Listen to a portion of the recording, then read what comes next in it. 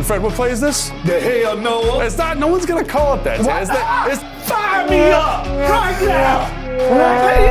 Where my bag? This is one of the greatest plays. Oh my gosh. Oh my God, what was that? Commanders family, we have a special show for you today. We are running the tape of the Hail Mary over and over and over again. Every angle and reaction because we can't see it enough. And we find some time to work in a preview of our NFC East showdown up at MetLife Stadium against the G-Men. And it is spooky season, so we have to show you the scariest Terry moments of the season. All treats and maybe like one trick. And it all starts right now.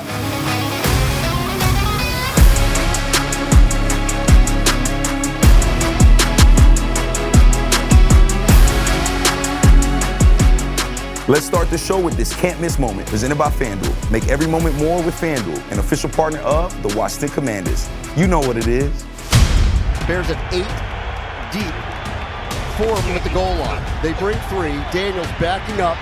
He's just gonna have to let one fly. Goes to the right side. Steps away from the defenders. Gives himself some time. Now steps up, fires, heads towards the end zone. It is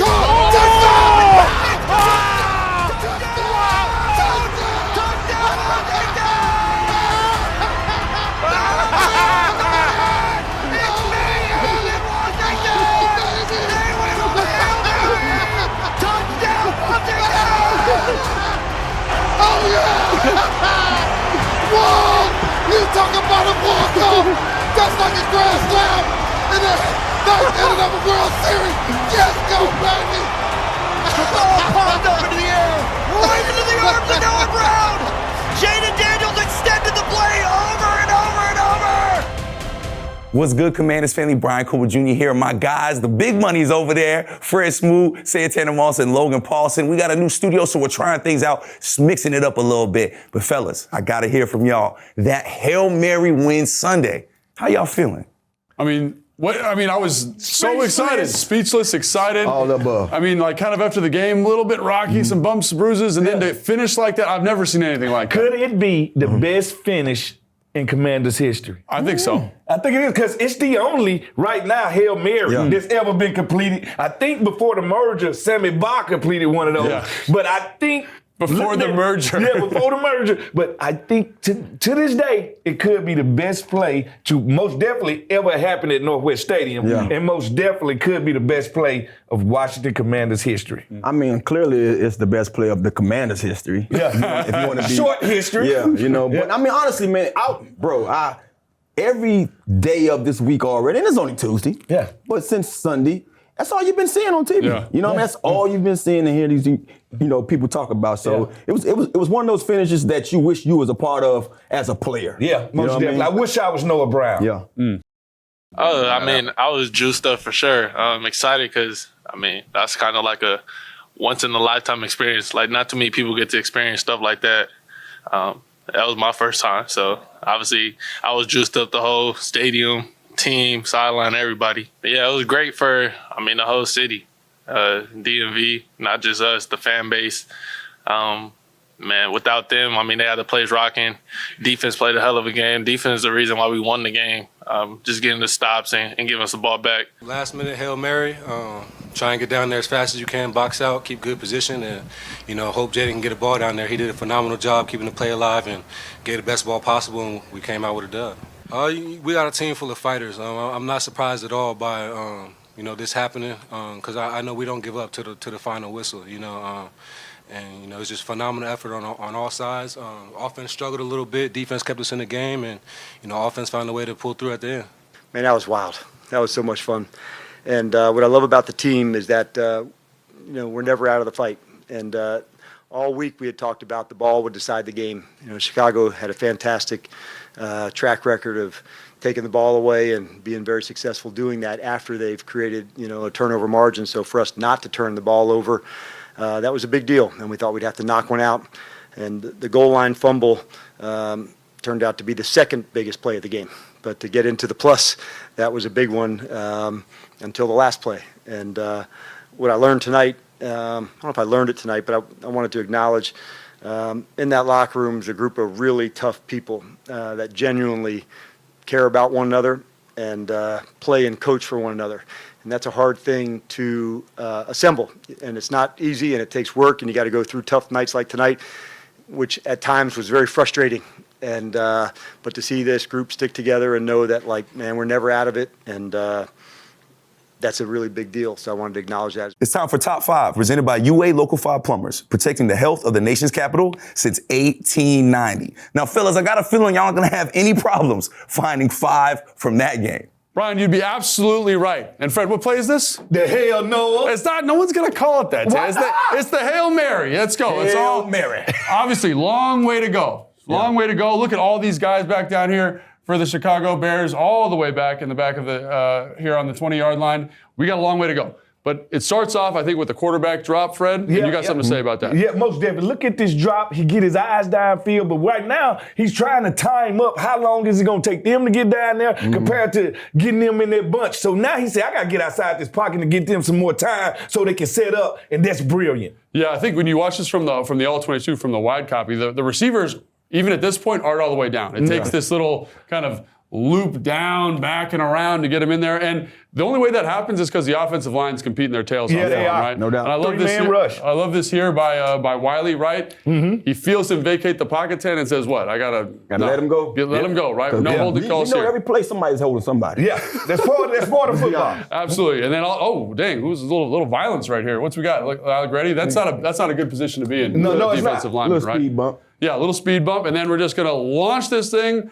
Chow! Get down there, right? Yep. Nice high arc. And Tana, let's talk about this real quick. What is the setup here, the perfect setup for Hail Mary if you're a receiver, right? Well, one of the things we was always told, if you're on the left side, it depends on how you set it up. Yep. If you're on the left side, you're going to come and be the front guy. If you're on the right side, you're going to be the back guy. And then we have 2 guys in the middle on both sides that's going to go right to the middle of the ball. Jumpers. And that's what you see from these guys. It's sort of like a diamond, like Fred talked about. Yeah. And in that diamond, you want the middle guys to be the one that they're going to either jump up and catch the ball or jump up and tip the ball. Yep. And Tana, Fred, when you're playing defense, that ball should go up, down. It should go down. No cheap interceptions right here. You want to get the ball down to the ground as quick as possible because a tip ball is a caught ball in the NFL. But we know Fred loved to get the cheap interception. I will take He was them. definitely trying to take him interception in In the plays name like of this. Joe Gibbs, I will. And so offensively, we want this ball to go like this. Go down, pop right up, because the guy behind is right there, right? And then, I'm surprised Noah's not freaking out. It looks like he's done this been here before, man. The biggest play in his life. Look at He that. just Drew it up made. like that, man. He knew it was going to happen the way it did. That's why he didn't celebrate. And Fred, you're a smart defensive guy. Is this how we're supposed to play Hail Marys? That type The guy's talking to the crowd, man. He's talking to these guys That up type here. of behavior gets you fired in this league. This guy's the reason. Run the tape. See how long he stays over. Just watch this guy. I've seen you do this a million times. Look, he's still talking. He's still talking to the still talking. And then he's like, oh no, I got to be over there. He's still going. Typical He's DB still stuff. going. They are there now. There he is right there. Look at the drop. And that's the guy who ends up tipping the ball up. That's who tips the ball up. And you know why? Because he's coming in with momentum. He's not jumping straight up and down. He's coming in with more momentum. It forces him to tip the ball up. Yeah, and again, great job here by guys protecting. We got Eckler, we got Allegretti. They're working their tails off here. And we let him get to a good base. Look at the footwork, good base here, because we got to throw this ball way down there. Yep. Great job. Get that ball up. And then, obviously, the tip. Great angle here. And look who's standing right there. Oh, just right there. Dude, look at these guys, man. What do we got? We got some juice back here, guys. We got some juice. The fan base has exploded Watch right him here. just tackle this guy right here. Oh, this is Buddy. The good form tackle there. Oh, yeah, get They down. were supposed to lose it. Like, you are emotionally unhinged at this point right now. Yeah, and then we got a lot of celebration. Got a lot of action here, right? Little chaos, right? We got people running around. We got, Chris Rodriguez here. We got John Bates in the mix. We got people going everywhere. We got our guy Dan Quinn. I've never seen Dan this juiced about everything. Hey. Talk about a guy who is juiced. Yes, that headphone don't stand a chance. It's still on the 50-yard line right now. But despite all this juice, despite all this excitement, Fred, fans are they're not buying in, man. Fire me up right now. Where my bag? There we go. There we go. First of all, let me talk to y'all. Let me calm y'all down right quick. What we got? Why not us? I'm going to ask that question again. Why not us? Wow. I'm going to tell you why. Because you don't believe, because you have what I call RG3 PTSD. And you have to let that go. We are moving forward. Right? It's all in line. It's all for command. It's us against the world. I'm gonna ask that question one more time. Why not us? I see you at the Fed House. Somebody get Fred a glass of water. While he cools down, I want to remind you to watch Command Center post-game live. You never know who's going to stop by and hang with B. Mitch Santana and myself. On Sunday, Jaden Daniels just popped in to talk about that wild win immediately after the game. It's the best Commanders post-game show in the market. Check us out at every game on YouTube, X, and Facebook. We're also streaming on WSA 9 Plus. Now, here's a look at what's coming for you this Sunday. The game kicks off at 1 p.m. from MetLife Stadium. You can hear us on the radio. That's Bram London and Logan Paulson, your Big 100 crew calling the game. And you can check us out at noon on Command Center, Game Day Live. And then immediately after the game, like I said, we'll be on Command Center post-game live. Now, let's hear from our fearless leader, head coach Dan Quinn. Well, I think what you want to see is, teams improving as the season's going. And you have to demonstrate that on an every week basis.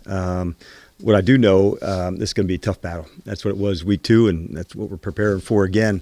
And that's kind of what part of the fun of division games are. Like they're tough, they're bad. You have to have a 5-quarter mindset to take it as far as you have to take it to go get the win. And we know we'll get their best shot, and in return, they'll get ours. That's kind of what you go back and you just look at how much you've grown and how they kind of played me that first time. And, you got to go out there and expect the unexpected. They might switch up a whole different look and try to defend us a different way, so you got to be ready for it. But, you just go back and still get a basis of, this is what they like to do. This is kind of what they did in the back end with the front. Obviously, they got tremendous players that we gotta worry about. So it'll be a fun matchup. Now, here's a look at how these two teams stack up so far. As usual, our Commanders leading in almost every statistical category. However, we know how these NFC East games can be any given Sunday. Fellas, we got the details now. Let's talk about this game. Now, we know the Giants aren't having a great season. However, it's a divisional opponent. So does that record really matter?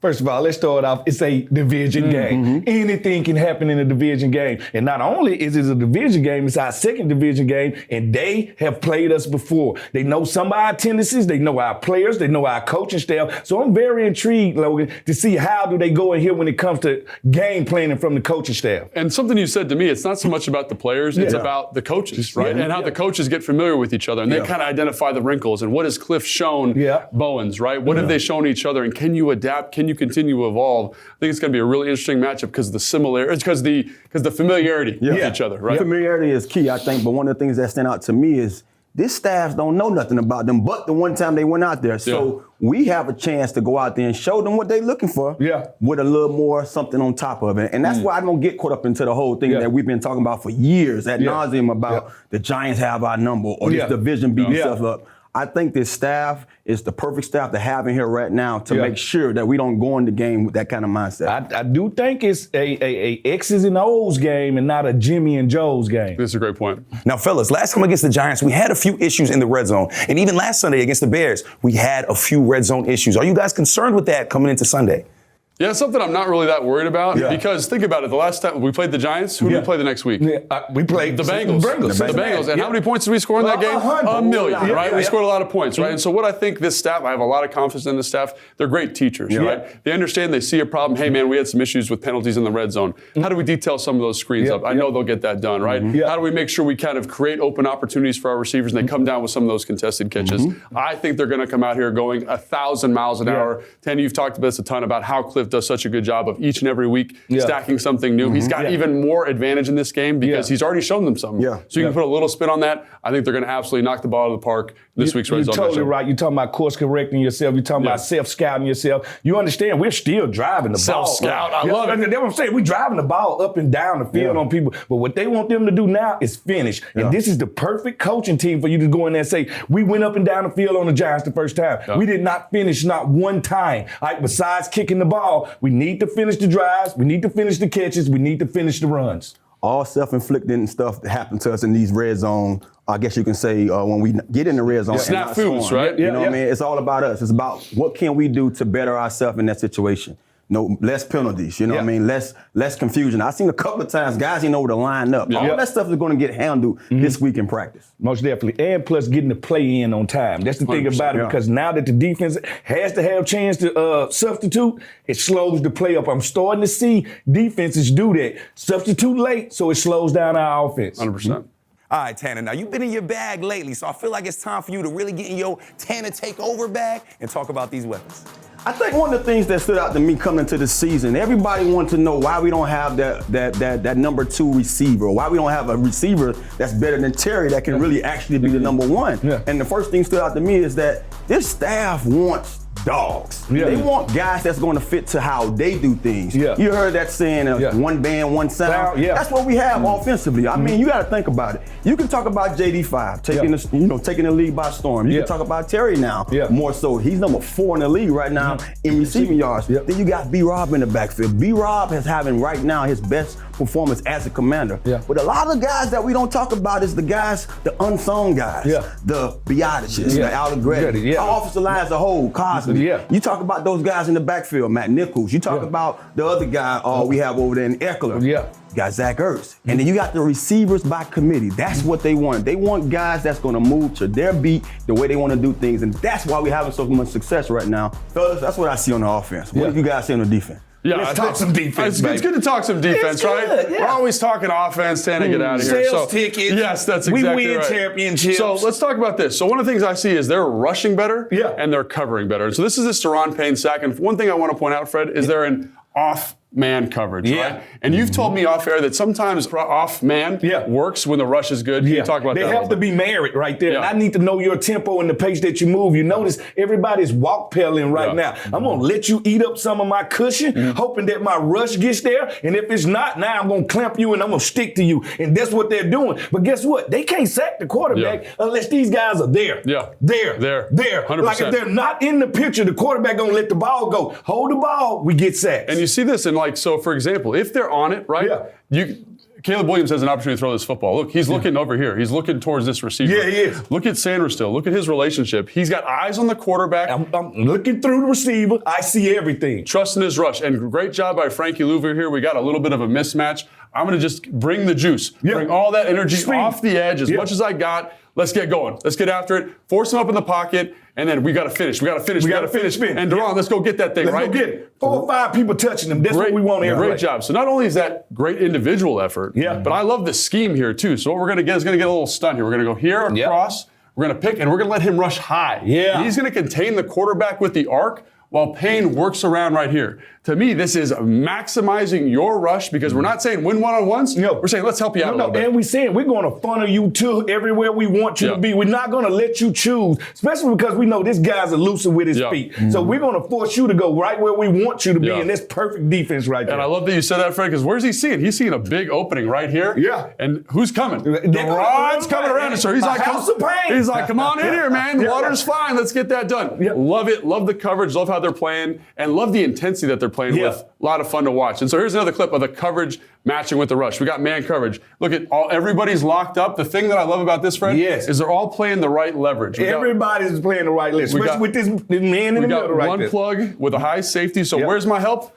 It's on the inside, right? So tell me about these leverages. So now I need to be outside. If my help is in the inside, never go where your help is because now I'm giving the wide receiver out. I'm giving him a way to win this route. If you're looking right now and you're the quarterback, everything's muddy to you right now. I have no opening right now. And that's why he's trying to go through his progressions. 1, 2, 3. Now I got to move. I got to move because if I don't move, this defensive line is coming down on me, bearing down now. I'm so glad you talked about his progression because his eyes are literally just working through it. And there's no air, there's no grass. He's worried about the rush. And let's get at the end zone here real quick, Fred, because I think it's really important to check out. Is Frankie Lou, who does a great job. He's got the back man-to-man. The back stays in protection. He's got, I'm going to drop out, get into coverage. But look at his eyes. He is fixated on the quarterback, and he says, this is a tough tackle, but I know I can make it. Let's get up here and get this done. So when I see this, Fred, I see great coverage. I see the rush marrying with the coverage. I see guys playing fast and physical, knowing what to do. And that's why we're excited about the defense. All right, fellas, I got to go. Big Fletch is waiting for me on the field. But before I go, what do you guys make of the teams in the NFC East right now? Fred, the number one thing I see is 6-2, baby. That's all that matters. Crown me. Who's the first team on there? Washington, the Kings of Washington. So that's all that matters. But I got to rub this in a little bit, fellas. Come on. I got to rub this in. When I look at that third team, the third team, that third team at 3 and 4 now, I like to call people a shame, but that's a shame. Yeah, that's a shame right there. I like what I see. I think one of the things that stand out to me is that we know it's halfway. Yeah. We know we halfway. So what we want to see is that record increase on the left side, and not so much on the right side. Let's go win the third quarter now. We won Absolutely. the first, second. Let's go win the third. It's time for the best seat in the house presented by SeatGeek. The most disruptive idea in ticketing, a ticket that works. Expect the expected, SeatGeek. Commanders family welcoming in Big Fletch. Now, there was a lot made about that Hail Mary. However, I really think the story was the way our defense showed up. How can our defense continue to show up against the New York Giants? Well, it starts like it did in that game against the Chicago Bears with the defensive front playing the way they did. I really thought the defensive tackles had a major impact of the game. Johnny Newton, it was his breakout game. He played outstanding. I thought Deron Payne had his best game so far this season. Anytime you talk about going on the road and winning a game, two things travel: your defense and your run game. And the way our defense has played the last few weeks, it definitely bodes well to us. I really like the way the secondary has been playing as well. Yeah. So some of those times, some of the coverage sacks or even us being able to get pressure onto Caleb Williams because the coverage was so good, he had to hold on to the football.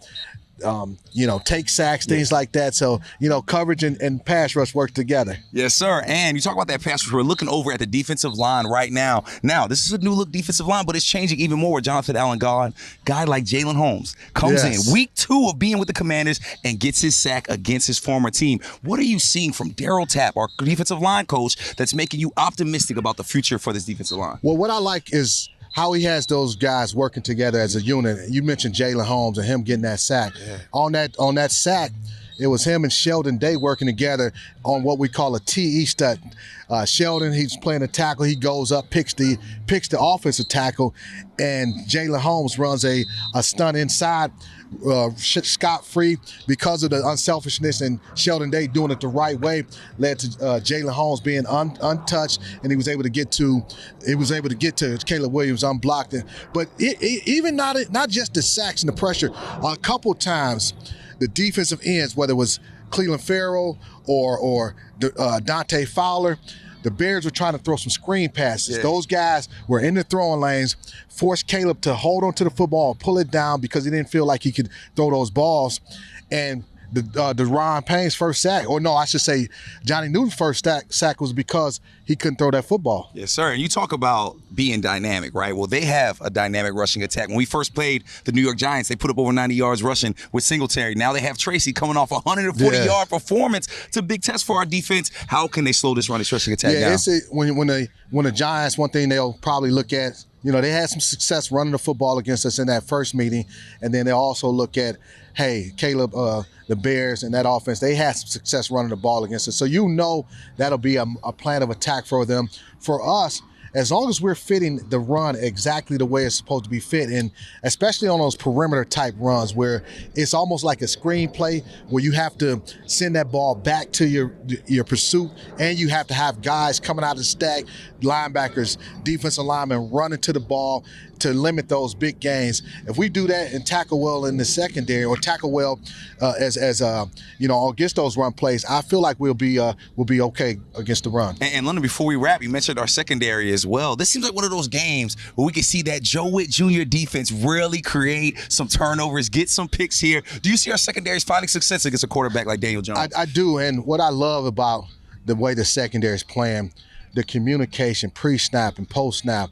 There were times in that game where, and it was led a lot of times by rookie Mikey Sanders still, where they might motion to a bunch formation. You can see him with his hand signals, his verbal communication, non-verbal communication, and they were on point on, hey, how they're going to pass routes out, who's going to cover who. You didn't see the coverage breakdowns where guys were running scot-free, and that leads to takeaways, big plays, getting off the field on third down, stuff like that. I'm looking forward to seeing this defense continue to excel under Joe Witt Jr. We can't wait to see that in London. Always great being out here in this beautiful weather with you. I got to get back to the studio, brother. Great job today. If you want to be in the stands for the rest of the home games this season, the best way to make that happen is to get some season tickets. For more information and a package for the rest of the season and next season, head over to commanders.com/season tickets. Get the best seats and the best price.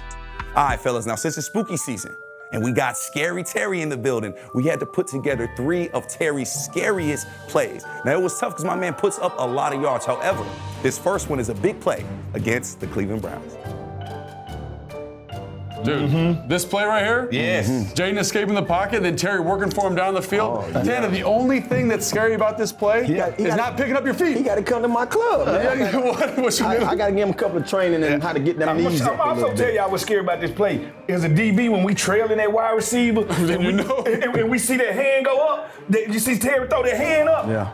This slow motion for us. Yeah. That's scary right there. Looking at his name on the back of his jersey. Hey, he getting behind him, man, each and every week. I love it. Now, fellas, the Battle of the Beltway did not go our way. However, Terry put up a big touchdown play against the Ravens. This is incredible. Like, this is one of the catches of the year. Yeah. Like, the way this DB's arm's in there, like, what a catch by this man. And, like, he's a monster, man. He's a monster at the catch point. Call the hospital. I'm sick. That's what that DB saying right now. I'm sick. That's a sick play right there, man. The ball is already gone. All right, the ball is already gone. That's indefensible. So that's not similar to Ertz, but when a guy had his hand between the ball and your arm, normally they could just pull it and the ball move. Yeah. That ball did not budge. No, he got strong hands. That dude Excellent got glue. And fellas, nothing scarier than sealing a game, and that is what Terry did on this play against the Bengals on prime time.